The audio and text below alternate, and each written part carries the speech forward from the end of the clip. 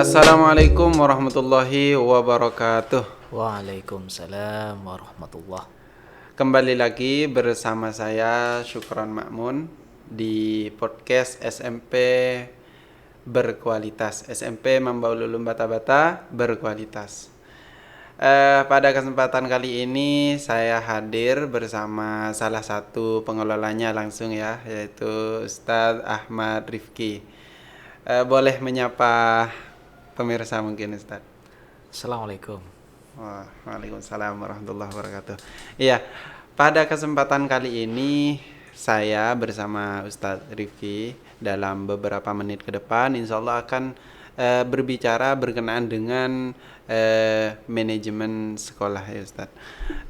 Berbicara tentang manajemen sekolah, kita tahu bahwa manajemen yang bermutu itu adalah sekumpulan kegiatan yang di dalamnya berisi kegiatan pembuatan mulai dari pembuatan kurikulum, manajemen kompetensi guru dan karyawan hingga nanti pengelolaan siswa dan orang tua, termasuk juga manajemen keuangan. Menurut Ustadz Rifki ya, di dalam pengamatan Ustadz Rifki sendiri ya, di SMP itu manajemen sekolahnya seperti apa, Ustaz? Baik. Mungkin saya lebih mengarah pada tata pengelolaan secara umum ya. Iya, iya. Mungkin saya sedikit lebih ke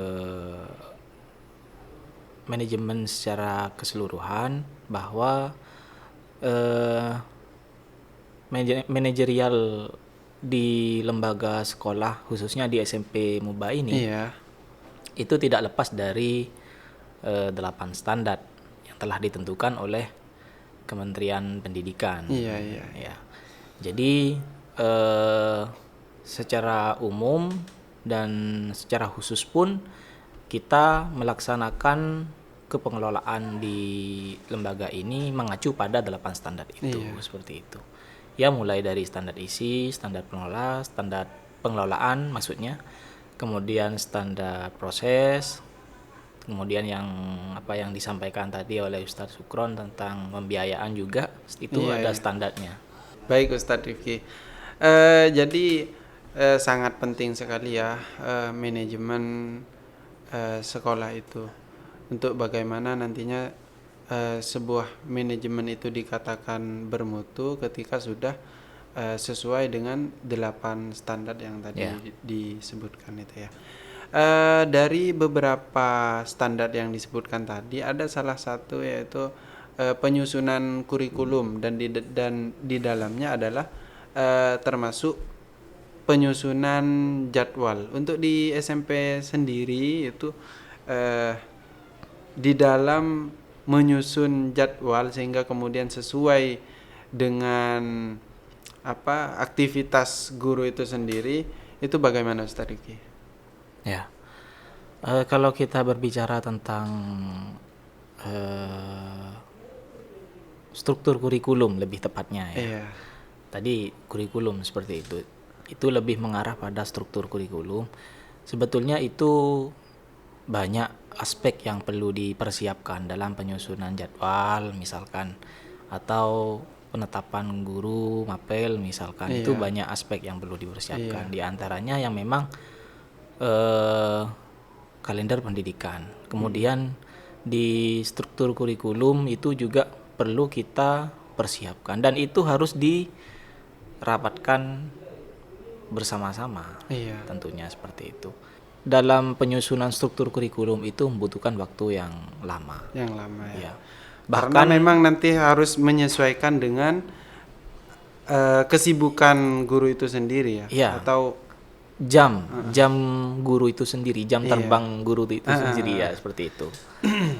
Lain lagi misalkan bagi guru yang mempunyai jadwal di luar sekolah kita, itu beda lagi nanti. Karena memang guru-guru di SMP tidak hanya ngajarnya tidak hanya di SMP di ya. SMP MUBA saja. Iya, Ustaz. Ya. Kemudian untuk di dalam manajemen sekolah yang bermutu itu salah satunya adalah pengelolaan siswa dan guru. Itu kan kadang ada siswa yang bandel, ada siswa yang nakal, ada juga siswa yang baik, yakni mereka yang aktif di kelas dan sebagainya. Itu dari sekolah sendiri itu bagaimana penanganannya atau sikap sekolah terhadap klasterisasi siswa yang sebagaimana saya sebutkan tadi, Ustaz? Baik. Memang di dalam sekolah, bukan hanya di sekolah SMP MUBA saja, tapi di Iya, sekolah-sekolah lain juga iya, pasti akan mengalami yang namanya siswa yang dalam tanda kutip iya, overaktif, bahkan bisa dikatakan seperti itu. Ya, di dalam khususnya di SMP MUBA dalam penanganan siswa yang tanda kutip itu, yang over misalkan, sebetulnya mereka bukan nakal ya, cuman ya over saja seperti itu. Maka kita ada semacam program bimbingan konseling iya. yang mana itu diprakarsai oleh Ustadz Sodri memang di sini, dan itu ada memang program. Ustadz Sodri itu sebagai apa di sekolah, Ustaz? Ustadz Sodri itu kebetulan memang menjadi salah satu staf di bimbingan konseling ini, Oh iya. BK seperti itu. Jadi oleh Ustadz Sodri itu siswa-siswa yang memang tadi yang telah disebutkan saya itu diproses, kemudian dibimbing betul-betul sampai ada perubahan yang signifikan seperti itu. Iya, iya. Jadi memang ketika ada siswa yang nakal dan sebagainya itu langsung ada penanganan dari pihak sekolah ya, Ustadz, Iya. dari BK khususnya. Namun itu kan ada proses-proses tersendiri kan, Ustadz. Iya. Sebelum ke BK itu biasanya apa, melalui ketua kelas Oh iya, atau dan sebagainya. tentu. Itu bagaimana, Ustadz? Ada proses, ada tahapan dalam penanganan siswa yang dalam tanda kutip over Iya. itu tadi. Tentunya di sekolah SMP MUBA ini terkait tentang penanganan siswa tersebut, prosesnya adalah pertama, siswa tersebut mengalami masalah misalkan ya Iya. di kelas, maka Iya.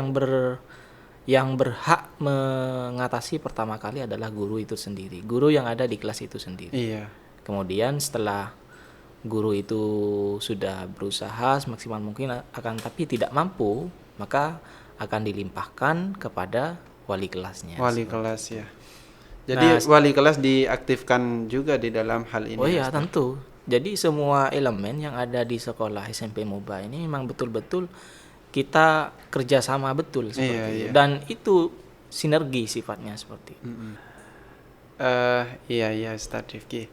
Kemudian begini, Ustadz Rifki, di dalam proses pendidikan itu tentunya kita ada istilahnya, kalau di dalam manajemen itu kan ada evaluasi ya. Kalau di dalam lembaga pendidikan itu ada semacam ujian dan sebagainya.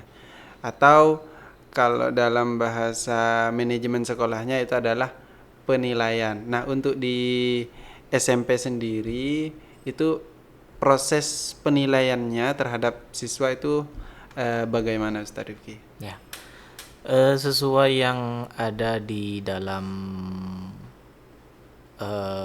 kalender pendidikan, Iya, bahwa di situ kita sepakati semua pihak yang ada di SMP ini maka mengacu pada kalender pendidikan itu, termasuk juga dalam hal penilaian itu sendiri. Di SMP MUBA ini penilaiannya itu meliputi PH, penilaian harian, kemudian PTS, penilaian tengah semester, dan yang terakhir adalah penilaian akhir semester atau penilaian akhir tahun. Dan masing-masing penilaian itu ada juga penilaian praktek. Jadi ada dari masing-masing ujian tadi yang saya sebutkan, mulai dari PH, PTS, dan PAS atau PAT itu masing-masingnya ada ujian praktek juga. Dan itu yang kita laksanakan dalam hal penilaian. Dan itu dilaksanakan setiap semester.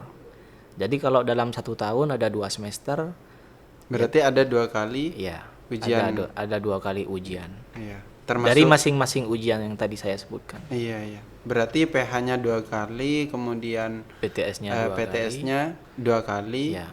PAS-nya juga 2 kali. Termasuk Kalau ujian prakteknya ya. ya, kalau PH itu minimal 1 kali. Iya, dalam satu Dalam tahun atau satu dalam semester satu itu? semester. Dalam satu semester. Jadi bisa jadi nanti masing-masing guru itu, karena kan setiap guru tidak sama. Iya.